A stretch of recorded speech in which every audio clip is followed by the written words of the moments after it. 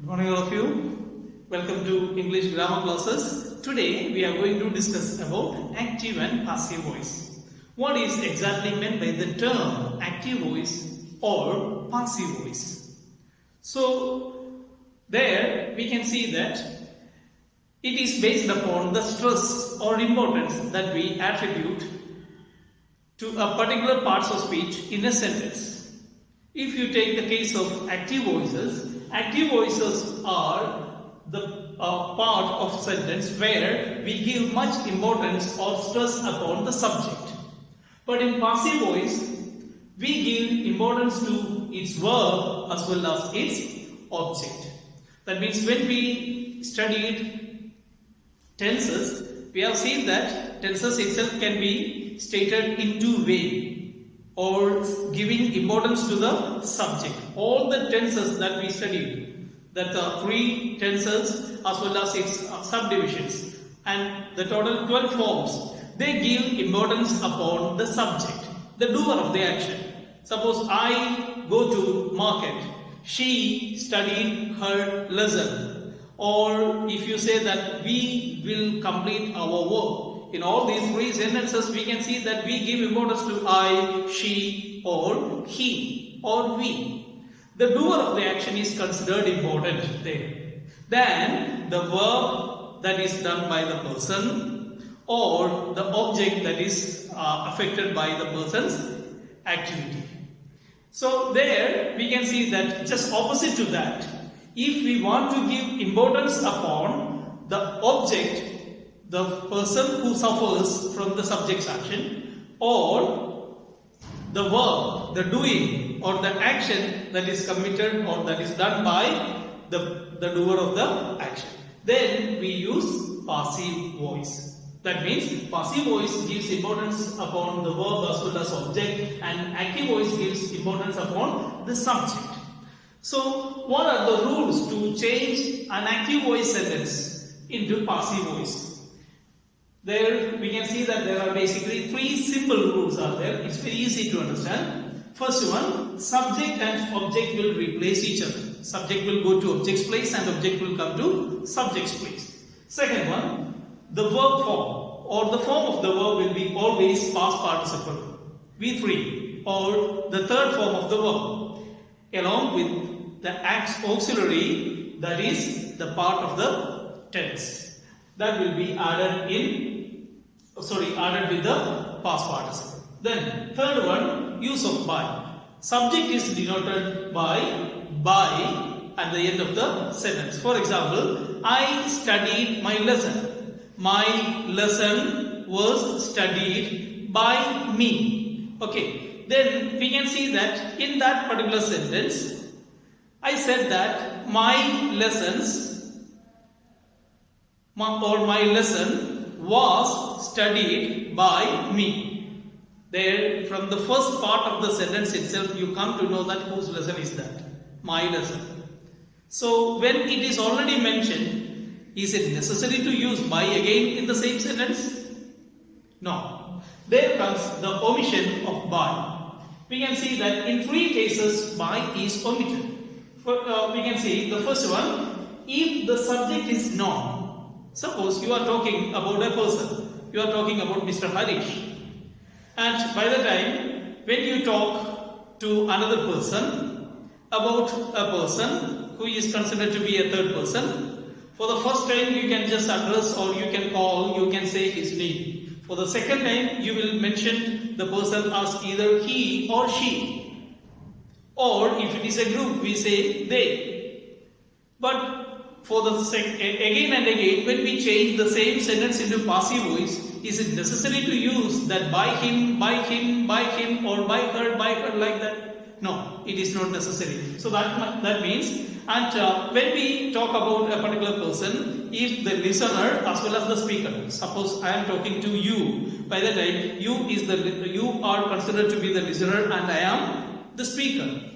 When I talk to you, by the time you and I, both of us are really known about that particular person, about whom we are talking. And then in that particular case, we can omit the use of by as well as the subject.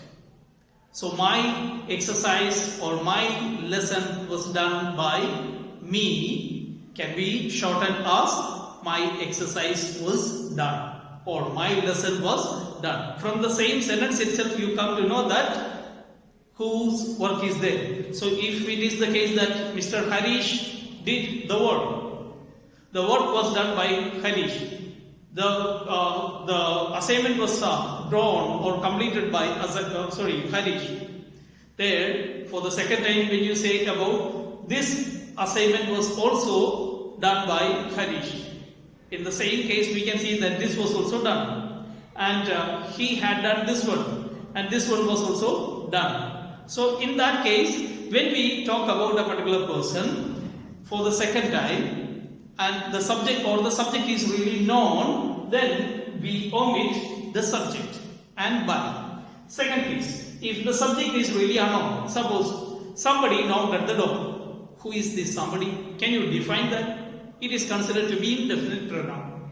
When an indefinite pronoun is used, by the time we do not say that the door was knocked by someone, the door was knocked.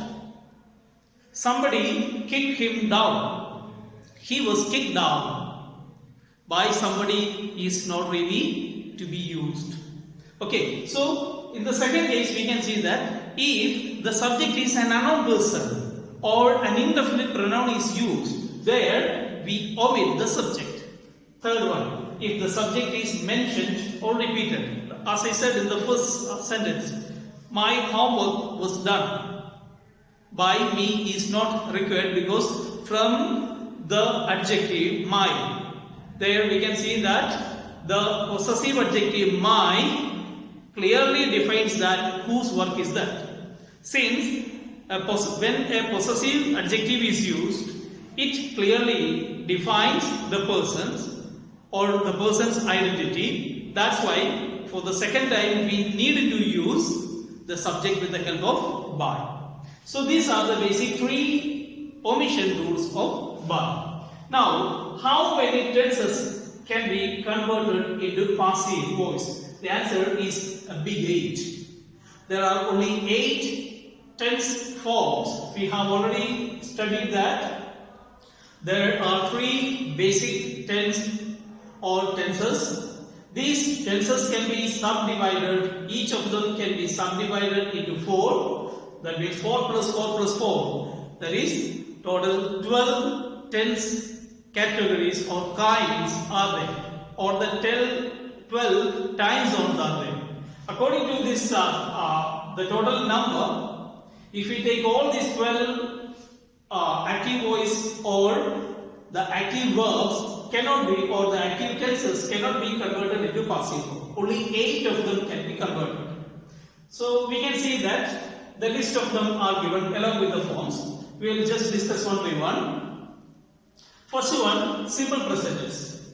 Simple present tense will be, we can see after the first rule, the subject will be replaced by object. So the first place it will be object. Second one, that along with the past participle form of the verb, we have to use the auxiliary of that particular tense. Since do and does are considered to be the auxiliaries of simple present tense, they are not working or they are not used in passive form. This is the only exception with simple present and simple past tense.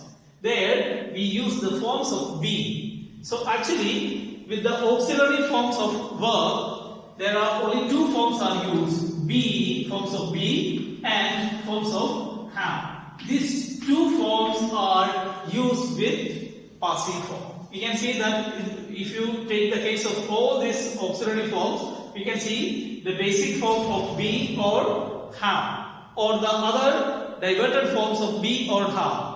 In present tense as well as past tense they are used, and in future tense we can add one more, that is will or shall, or the forms of will.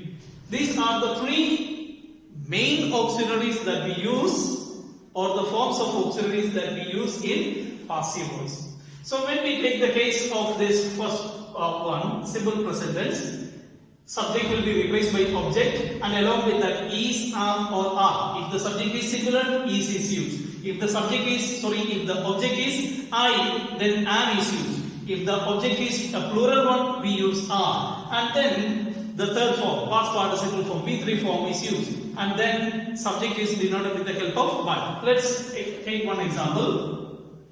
I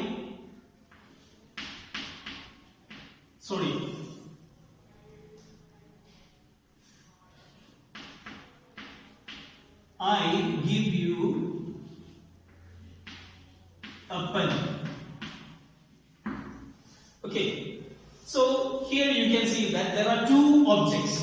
One is you and another is a pen. When there are two objects that we studied, that one is considered as indirect object and the other is considered as direct object. Which one is indirect object? When someone is giving or doing something, who is getting affected for the first time or who is getting affected is considered to be indirect object.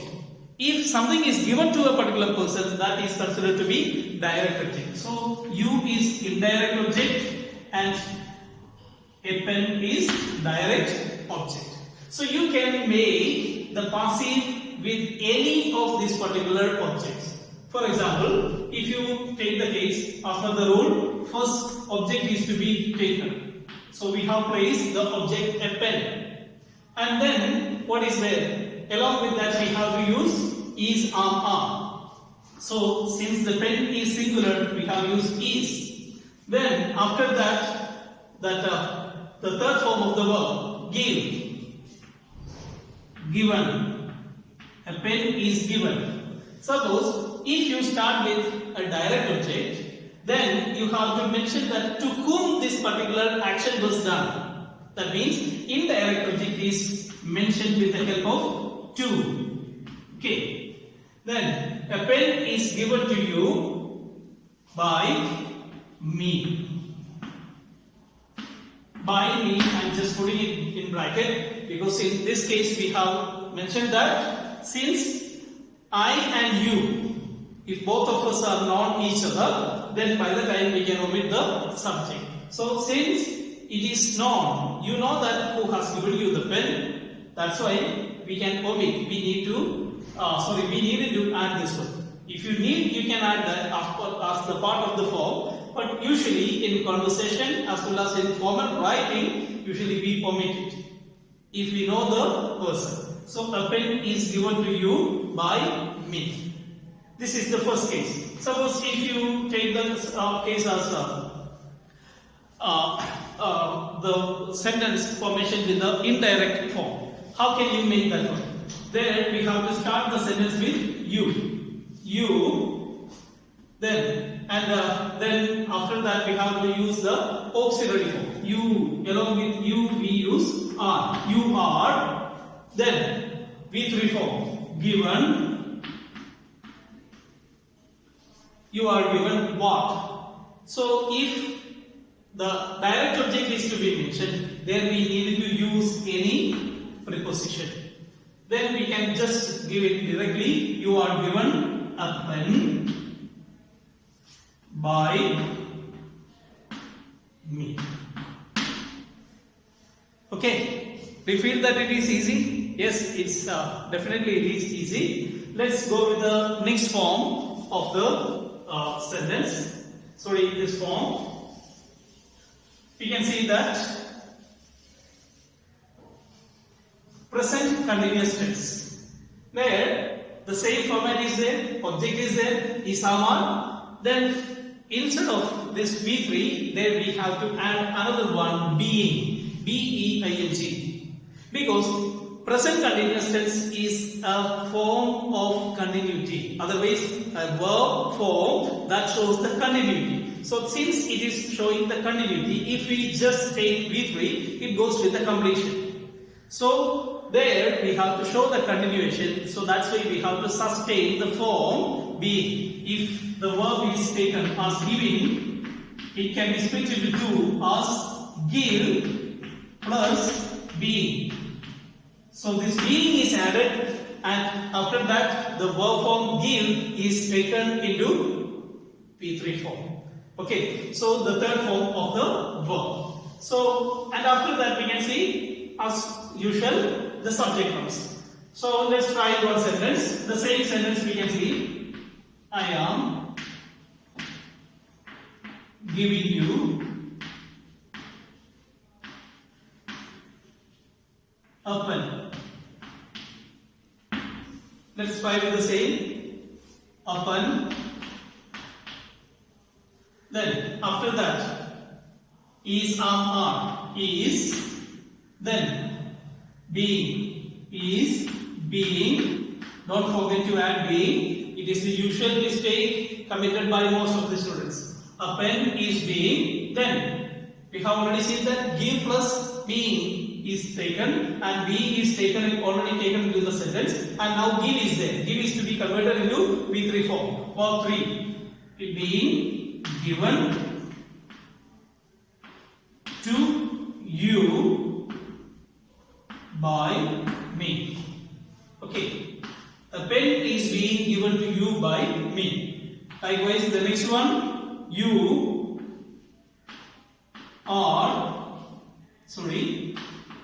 being given a pen. You are being given a pen. Okay, this is the way of formation. The third one, present perfect tense. So here you can see that the first form is saying object is replaced by subject. Subject is replaced by object, and then have or has is used. If the object is plural, we use have. If the object is singular, we use has. And then the past participle form. It's already past participle. We have already seen that past participle giving or give, gave, given. How the verb given is split.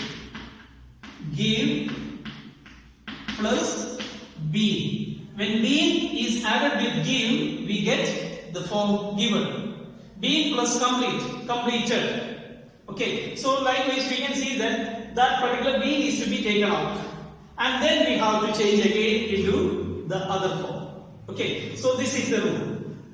We can see, let's go with one example. I have given you a pen. Okay, then as usual, a pen. Here, pen is singular, so we have to use either has or have. Which one is to be used? Yes, exactly. Has is to be used. A pen has. Then the form is be. A pen has been given to you. A pen has been given to you. Then if you start the sentence like you is considered plural always in English. Either it is used as singular or plural. But always the subject you is treated in English as plural. You have been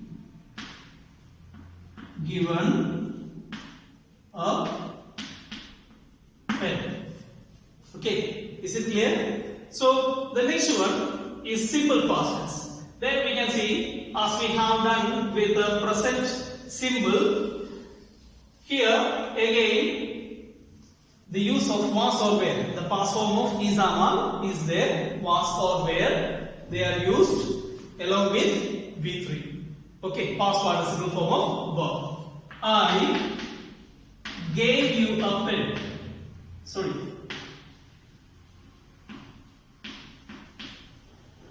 I gave you a pen. First one, a pen. Since it is singular, we can see was. A pen was given to you by me. Okay, next one. Start with you. You were. You were given a pen by me. Okay, the next one is past continuous tense. Here we can see past continuous tense is also having the same rules as we discussed with present continuous tense. The use of was or were plus being, ing form, plus V3. You have to notice that only two continuous forms are there in passive form. The first three, only three tenses from present, simple present, present continuous, present perfect.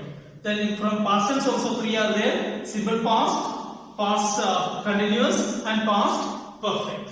So the second one, past continuous. Here object, then was or were plus being plus V3. So when you take the case as an example, I was giving you a pen. Okay, then you can see a pen was. Why it is was? We have already said that it is singular. A pen was being given to you. By me can be omitted. Next one, you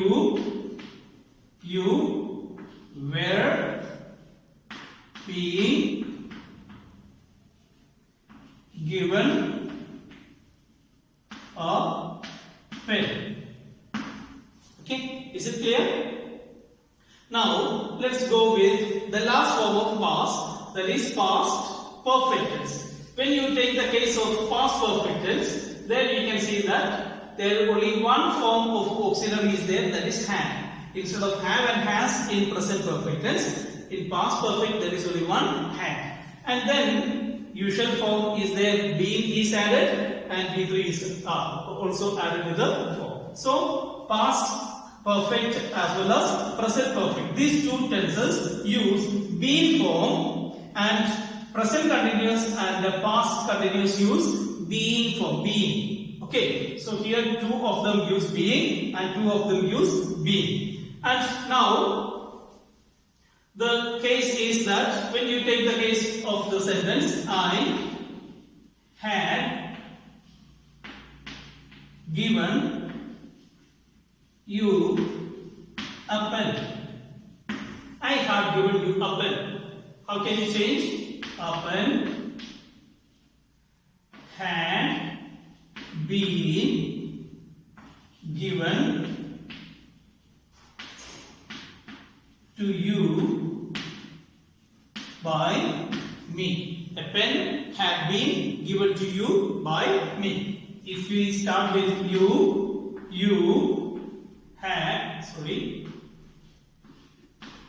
you had been given a pen by me. So this is the formation. Now let's pass with simple future. Then we can see that the two auxiliary verbs are considered the common auxiliaries of future tenses. They are simple future and future perfect. Only two tenses are there in passive voice. So here we can see that from present perfect continuous tense is not able to form passive form. Past perfect continuous tense is also in the same condition, and in future continuous and future perfect continuous tense. That means all the three perfect continuous tenses plus future continuous tense. These are the four tenses. They are not able to form the passive voice sentences. So the other 8 forms, that is 3 in present and 3 in past and 2 in future, they are able to form the passive voice, because here we can see that they are able to communicate a transitive form, and only the transitive verbs can be changed into, so we can be changed into passive form, because we have studied that there are 2 kinds of verbs, transitive and intransitive. Transitive verbs are considered as the verbs that have the caliber to take an object or to create an object. If the verb is not able to create an object, it is called intransitive. So all that tenses which have the transitive verbs will be able to be converted into passive form. That means all these 8 forms of verbs or 8 tenses, all the 8 forms of tenses, that they which have the transitive verbs are able to transform into passive voices. Now let's take the example of this one, simple future.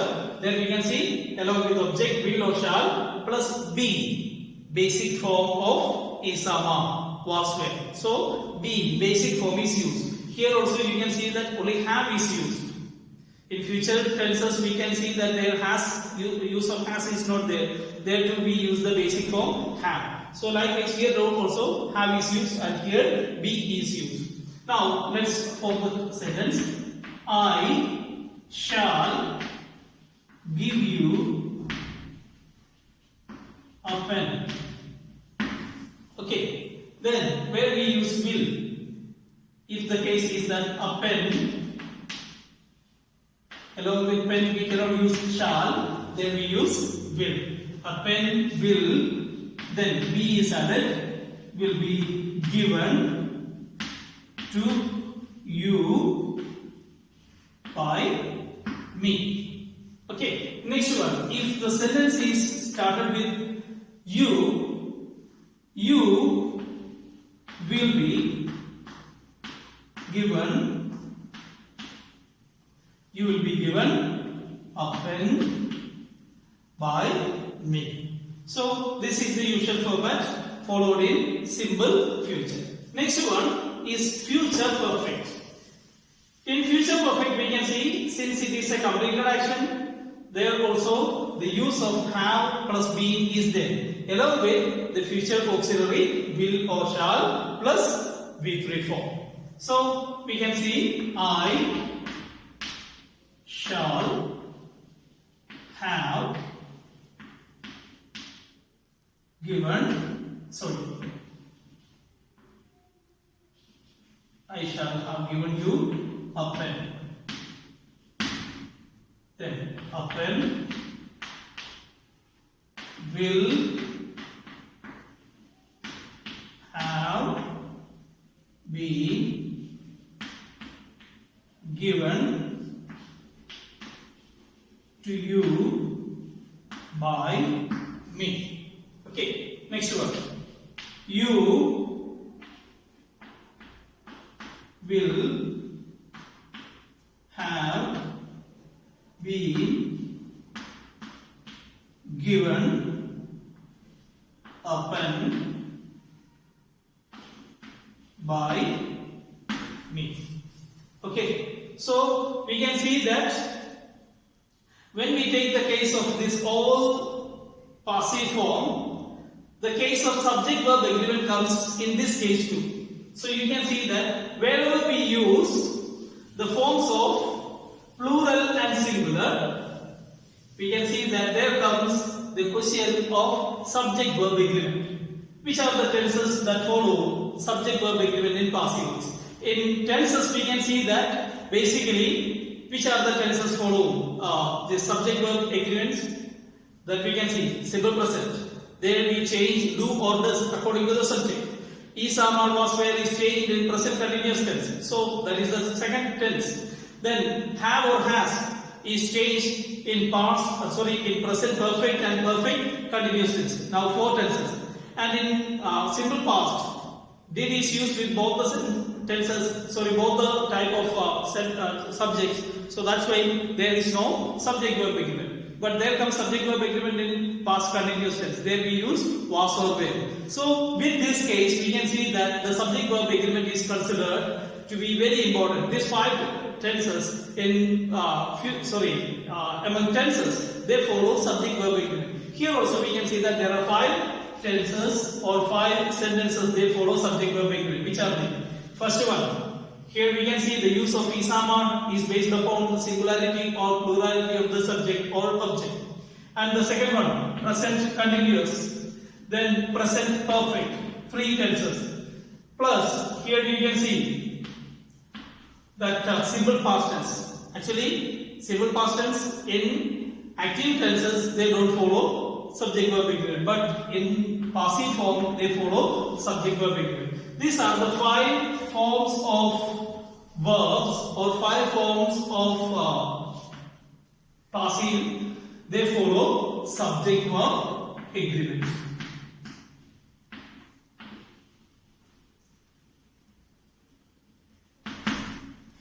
Okay. Thank you for watching this video.